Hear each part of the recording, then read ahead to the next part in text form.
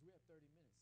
See, the news media can't spend that type of time, but they need to, and hopefully we can pick their interest to let them know this is a whole area that people need to be able to make some decisions.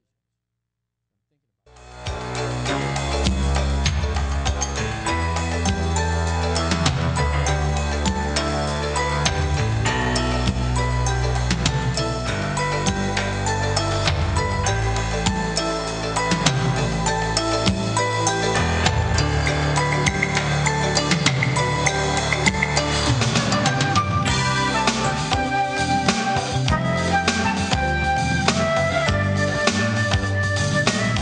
Welcome, welcome, welcome to Health Issues.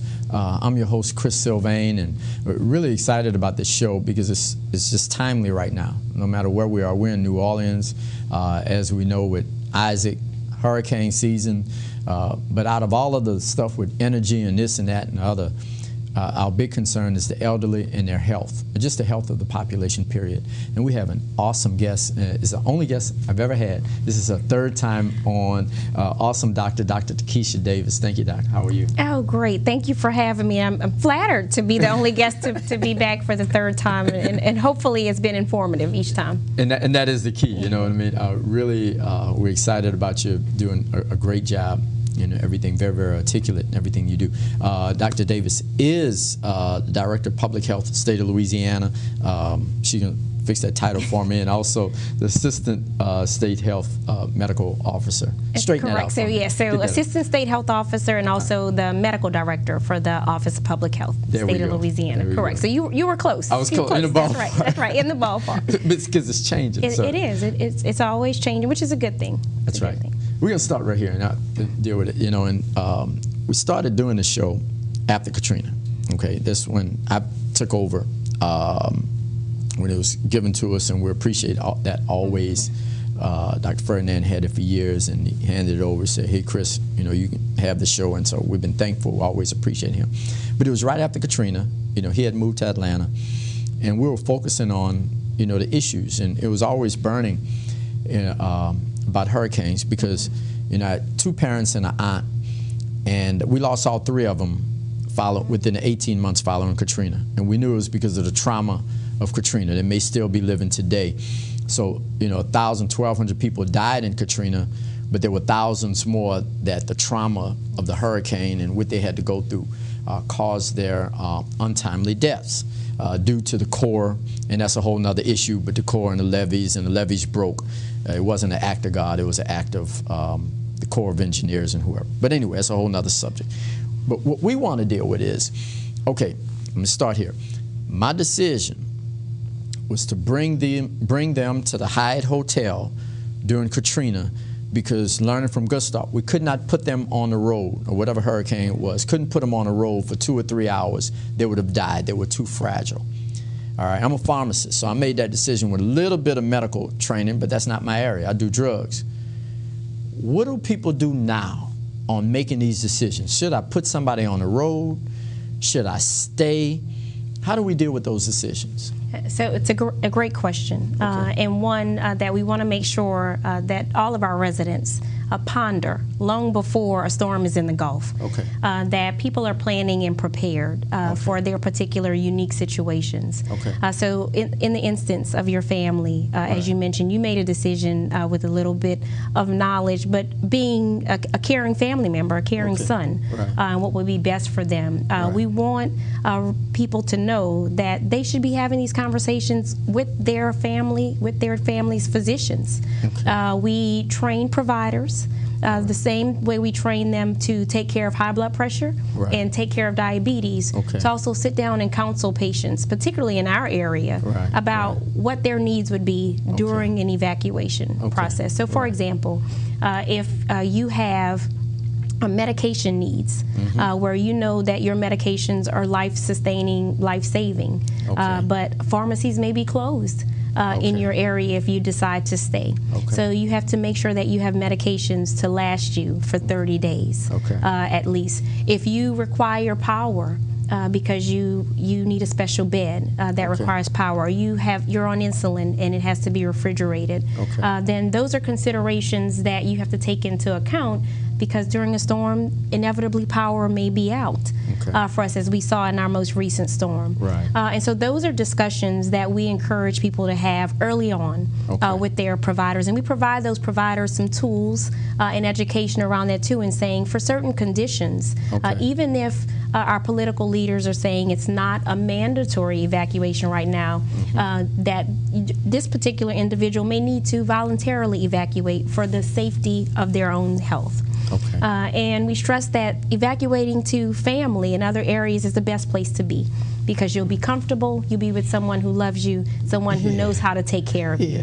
But not and it's cheaper. You're right. It's expensive to evacuate, and we're laughing about it, but it is. It's expensive for me and you to evacuate, and we may have the means to do that, but not everybody does.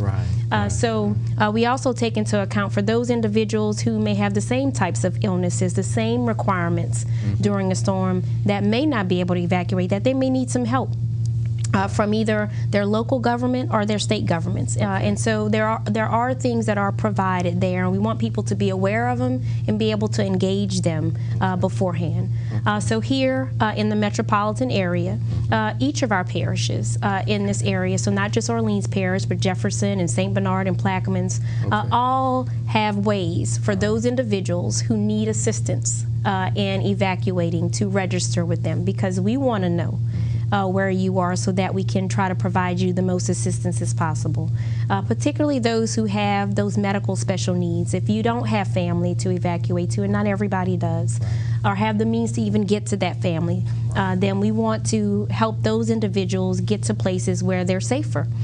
So the state runs what's called medical special needs shelters. We open those around the state when we have storms that are coming upon us that may cause devastation in areas where people who are medically fragile need some assistance. And so for our recent Hurricane Isaac, we did open 5 of those medical special needs shelters, and we sheltered over 400 people in those areas. But we want to make sure people know that they even exist. They're out there. And if you have a way to get to one of these shelters, they're typically announced through our news media. That's great, and we welcome those who can. But for those people who don't have a way to transport themselves and may be dependent on others helping them, we do have ways to provide them transportation to those shelters as well. Okay. Now let's we're going to come back there too, particularly on how to get to the shelters, because you know, many times, you know, in the midst of the storm, trying to get batteries, trying to get this, trying to get that. But this decision that family members are making of, you said a provider should know. Are physicians trained in understanding these types of things, you think? How do you find? I will tell you, when I trained, preparing for emergencies was not something that we prepared for, other than learning how to keep somebody alive. That sort of emergency. Somebody isn't breathing. We can do that. That's right. We can do that. But as a nation, after 9/11, there was a lot of funding that was provided to all states and locales to make sure that emergency responders, healthcare practitioners learn not only just to do life-sustaining work, but how to help people help themselves to be prepared. Because the answers don't all lie with us, right? The answers are to make sure that people have all the education and knowledge they can to make the best decisions for them, so that when other families like yours that you talked about are faced with that decision, should I go, should I stay, what's going to be the safest thing for me, that you at least have some information about the healthcare condition of yourself or your family member, to say, can I make a drive that might take 3 to 4 hours, or is it better for me to try to find a hotel locally or stay at home?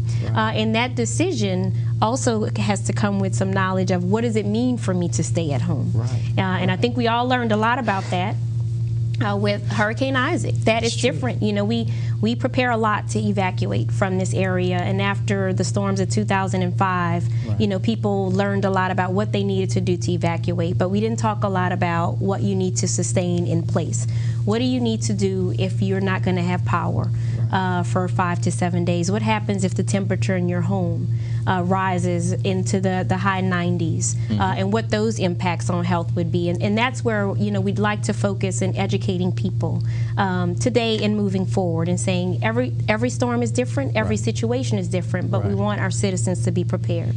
So if you are an elderly person, or someone who may not be elderly but has lots of medical conditions, heart conditions, respiratory conditions, where heat will impact those conditions, then you have to make some serious decisions about whether or not you can stay in place at home, because we saw that in certain areas that we had those who are most frail and most important to us in our communities that didn't have power, and were having to deal with brutal heat, not having access to food or cold water, and making sure that there were support systems there, but not having prepared those individuals ahead of time enough, in the same way that we have for evacuating and what you need to evacuate. And I'll say this, because, and now think back, and we're going to stay there for a while. My parents, my aunt, would hasten their death was the trauma of moving up and down stairs, being carried, the whole trauma, the traumatic situation, and the heat. Those two things. Am I right to say that we haven't really, as academically, we haven't really studied what's going on, that there's not a lot of literature in saying, because, you know, hey, we didn't grow up with air conditioning. I don't know, at all, zero. I think I was in high school by the time we had air conditioning, you know, but it's a different time, because if you've been used to air conditioning for 20 years and all of a sudden you're placed in 85, 95 degree heat, you know, do we really know what's going on with these elderly people to really say, hey, they can handle 2 days, they can handle 48 hours at 95 degrees, but if they're at past 48 hours, then it's detrimental to their health? Yeah, great questions, because we heard that a lot in the days after Hurricane Katrina. We actually had staff that went out and visited some of the senior living facilities and assisted living facilities, just to check on the folks that were there. And what we heard from our elders is that we didn't grow up with air conditioning. That, you know, we don't need air conditioning to survive. You know, we'll be fine. We're fine. But where things change is that as you get older, you start to develop, all of us, different medical conditions. Our bodies change, our tolerance for the heat changes, and so what we wanted to do is make sure that yes, they were had lived without air conditioning before, but that their medical conditions weren't suffering. They weren't having any exacerbations of their heart conditions or breathing conditions because of it. There hasn't been a lot of work done to explain on an individual level, which is what we need, education at the ground level, to say if you have these sorts of conditions, then you are at higher risk of heat-related illness. And there are many things that put you at risk of heat-related illness. If you take medications for high blood pressure, that may cause you to dehydrate your body naturally, which is great for your blood pressure, but it's not good if you are in the middle of a 90-degree hot house. So there are things that we need to do as a profession, I think, to provide more of that information, but continue to provide that information, that education, to those individuals who need it the most, so that they can then make informed decisions. We do not want to get to a point where we're saying everybody needs to leave if that's not the case, but for those who might be at the greatest risk, we want them to know that there are places they can go to get out of harm's way, not be in the heat, and to weather the storm. It's real complicated, you know. We're throwing this out. We're going to move on, but you know, mine is running because, in Louisiana, well, let's say New Orleans, we know we've done, you know, some studies, small studies, and in certain populations, you got 95% of the people with high blood pressure. That's over 40 years old. So we got huge amounts of people with high blood pressure. We got an epidemic of diabetes, you know, due to, you know, pork chops and chicken wings, you know. Living in this area. There's no paucity of good food. That's right. I mean, it's all around. You know, so it gets real complicated on who should stay, who should go, but obviously that's a whole nother area, you know, where our universities really need to kind of get up on the stick and deal with this. Where better to look at some of those things than here, because we've been through some of the worst storms that we've seen in our nation. So, I think we have the people here to look at some of these things, and also the interest and the passion around it, to make sure that we provide the education necessary to make those decisions. We learned a lot about the evacuation process, as I mentioned before, after Hurricane Katrina, things that, we did well, and a lot of things that we needed to improve on. And we saw some of those things come to fruition with Hurricane Isaac, but it was a different storm, different experience, different environment, and a learning opportunity, again, for us to say, where can we improve? You got it. Isaac, it was different. Like a lot of times people say it was worse than Katrina for some people in a lot of ways, because we weren't expecting what we saw. It just didn't. I know we were out of power for 7 days. I mean, it was hot. Anyway, that's another story. Food. Had to ditch the refrigerator, man. Talk to us about this food issue. Yeah, so, in talking about heat as one of the things that can impact people's health when you're sheltering in place, we also have to talk about the food, because when you lose power, not only do you lose power to your air conditioning, but you lose power to your refrigerator. And most people have not experienced that loss of power for so many days consecutively, and what's safe to eat and what's not. And so general recommendations are, if your refrigerator is not powered by a generator and that power goes out, then you have about 24 to 36 hours for those perishable items in the refrigerator part. So that, those are the things, the eggs that are in that refrigerator, that mayonnaise, those things that could make you sick if they're spoiled as well. But the food that you have in your freezer, if the freezer remains closed, so not checking it every 5 minutes to say, is it still cold? Like how are things going in there? Just check, make sure it's frozen. How are things going in there? Make sure it's frozen. The best thing to do is to leave it closed, because it will maintain its temperature.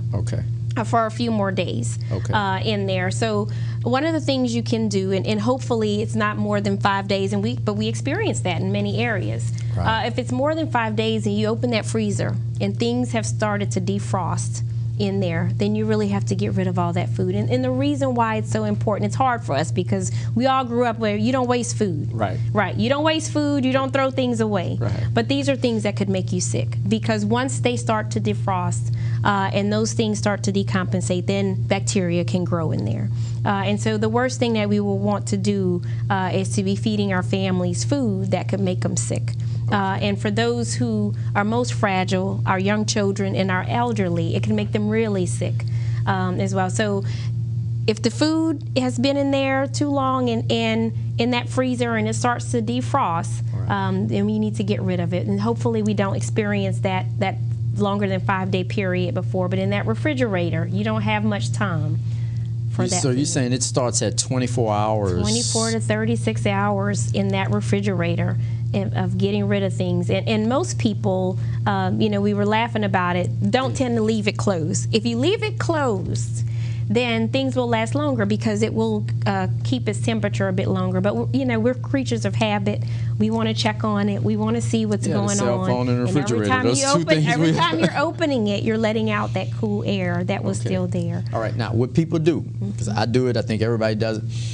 What we do is we smell the food to see if we feel it still smells good. Does that have any validity whatsoever, or should we just throw this food out? You should just throw the food out. But the reason why people smell the food, because they're using all their senses, right? Food, it smells bad. But when bacteria start forming, you're not necessarily going to smell it or see it. So our recommendation is to throw it out, not just wait until it smells bad. Because if it starts to smell bad, then you have reached a critical mass of bacteria there to cause that smell. But you don't want to feed to your child, to your grandmother, to your husband or wife food that has bacteria in it at all. Right. It's tough, leave though. That alone. It's tough. Yeah, it's tough. I'll leave that alone. Because we talked about it. We live in an area where food is important to us, but we want to make sure that the food that we're eating, whether it's during a storm or after, that it's healthy for us to eat. Okay, 24 to 36 hours. Smelling it won't do it. Let's talk about bacteria. I really believe this concept of bacteria in our state or probably anywhere that it's not a great understanding of what spoiled food is and what can happen. I truly believe this idea of these microscopic animals that are flying around the food and the type of diseases that can occur. I think years ago we just learned about bacteria and antibiotics. It hadn't been that long. Not long at all. Let's kind of talk about that. Yeah, not long at all. And people don't tend to talk about it a lot because we do a fairly good job here locally and across the U.S. in trying to protect our food, right? Okay. We have several agencies that look at protecting our food and making sure that food that's spoiled doesn't get to the market. But it does happen. And when it does happen, we tend to hear about it loudly. So if there are outbreaks of people getting E. coli illnesses from cantaloupes or something, we hear about that. And the reason why is because that bacteria, as you stated, microscopic.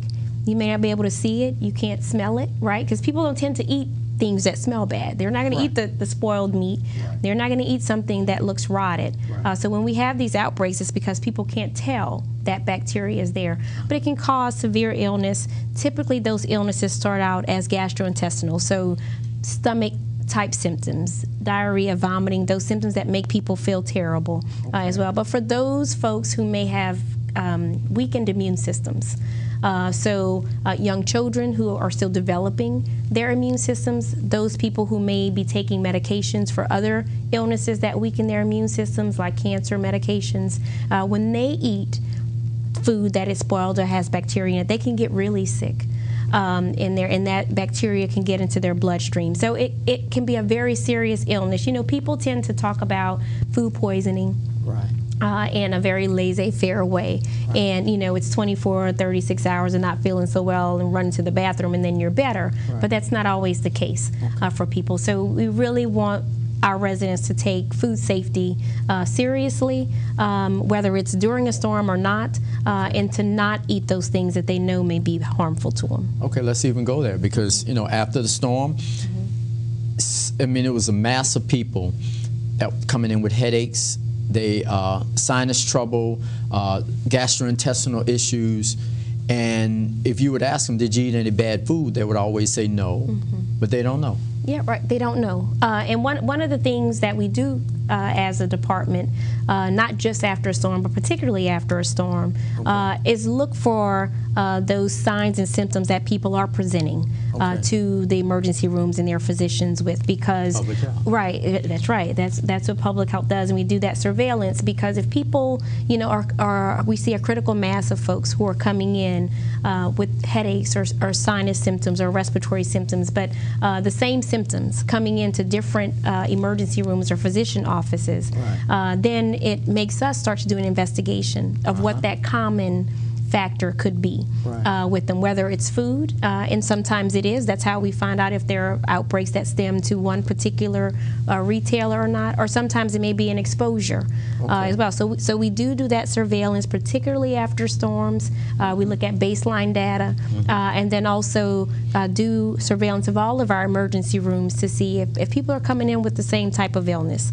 And we haven't found that after Hurricane Isaac, but if you can remember, there was lots of concern after Hurricane Katrina about people who had been in the floodwaters and had to evacuate through those waters, and would there be health conditions that arose from that. And so there was a lot of surveillance done then that continues to be followed to this day to see if there are long-term things that develop. Now I'm going to throw this question out now, whether you touch it or not or whatever, it's up to you, but when you bacteria, or whatever, from spoiled food. I'm just saying that because I think everybody ate food past the day, you know what I mean? It starts throwing out at 5 days or whatever, you know, to be so. All right, you challenge that immune system. Yes. Anything affecting the immune system, you know, it opens up to anything in that body. So again, sinuses, just about the immune system affects every area of the body. So there's really no great indication of what part of the body is going to start going haywire first. When you challenge that immune system with all that excess bacteria that nobody could see, smell, touch, hear, feel. It tasted real good and everything. Yeah. It depends a lot on the way. Pancakes tasted good. It depends. So pancakes, you cooked them, so they probably were good. But the immune system, you're right, affects all parts of the body, and it's our body's defense mechanism, right? It fights against those things that shouldn't be there. And typically, you see the effects of a challenge to your immune system based on the way that challenge comes in. So if you eat something that shouldn't be there, you typically will see that you will have those gastrointestinal symptoms.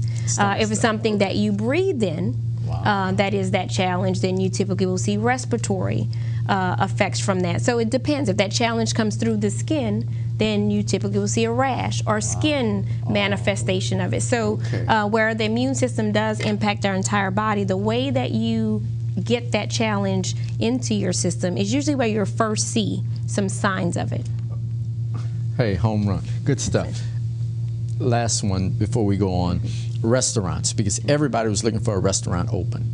All right, and you know, the background of all of this, somebody needs to talk to energy or whoever does power, because we wouldn't have all this conversation if they would get on the stick. But in any way, restaurants, you guys are involved in them because they can't just pop right back open after they've been correct. Cooked. So the Department of Health and Hospitals, part of our responsibility is making sure that the food that's served in retail establishments is safe and healthy for our residents to eat.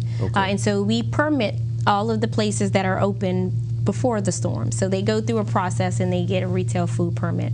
So part of that permitting process, when they have to close their doors because of the lack of power, because there has been no water to their facility, whatever that emergent situation is, then there's a re-inspection process that they have to go through to be opened. And it may be as simple as the inspector coming in and making sure that the food has been maintained at a certain temperature, if they had a generator or they hadn't lost power for a while, or that they have potable or clean water still running in that restaurant. Or if it's a place that has been flooded, unfortunately, it may take longer in making sure that the facility itself is sanitary to be open. So it is our role to go back in and open up those facilities so that those of us who don't have power at home have somewhere to go and get some food for the kids who are screaming that they're hungry. This was bad, I'm telling you.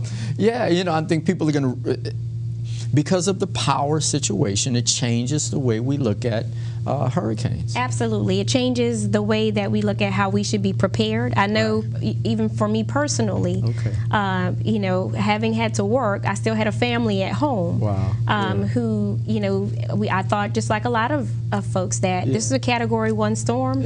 We didn't need to evacuate. We didn't need to do any special preparations, but by day 2, we were looking for generators to be able to run the refrigerator, looking for food, just like everybody else, and trying to find cool places to go. So, you know, I think people will think about their preparations at home much differently after Hurricane Isaac, and particularly for the department, we are looking at in our post-storm reviews ways that we can help people to make better decisions. Hey, well, we appreciate your kindness and your heart, and you know, and everything that you're bringing to it. You know, I've learned a lot, and I hope you have too. This is Chris Sylvain with Health Issues. Catch us on the web. You'll be able to see this show, healthissues2010.org, and it'll be up on YouTube also with our YouTube channel. And but you know, do all that you can. Work as hard as you can. Love your family. Believe me, they may not always be there. Trust me. Love your family. Learn as much as you can, and fight hard. So we appreciate you. Have a great, great day. Thank you so much.